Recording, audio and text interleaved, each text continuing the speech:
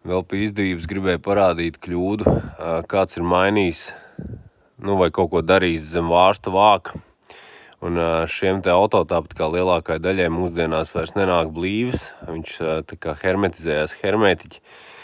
Bet fakts, ka te pa visām malām spiežās ārā hermētiķis, visticamāk kaut kāds parastais Viktor Reins, tas ir absolūti nepareizi, jo šajā vietā nekādā ziņā nav paredzēts parastais hermētiķis.